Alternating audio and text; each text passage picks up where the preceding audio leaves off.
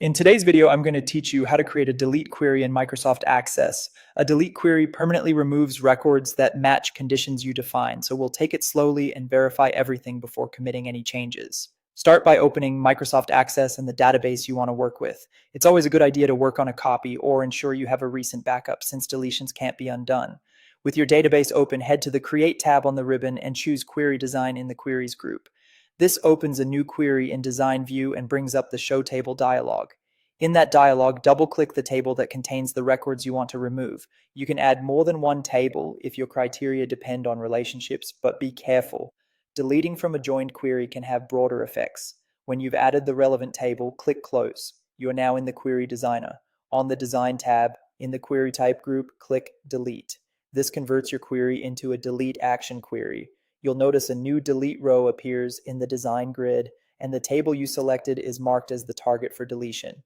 Next, add the fields you want to use for filtering. Drag only the fields that define your criteria from the field list down into the design grid. You don't need to include every field, just the ones that help identify the rows that should be removed. In the criteria row for each field you added, type the condition that exactly identifies the records to delete.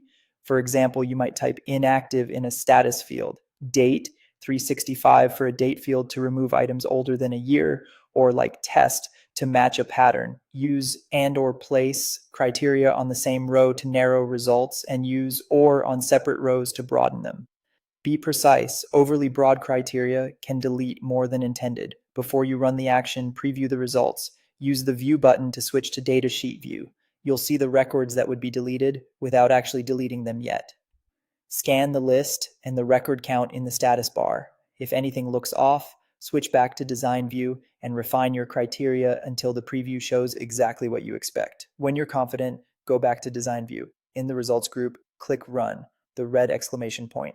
Access will prompt you to confirm. Read the message, make sure the number of records looks right, and click Yes to proceed with the deletion. That's it. Your delete query has run successfully.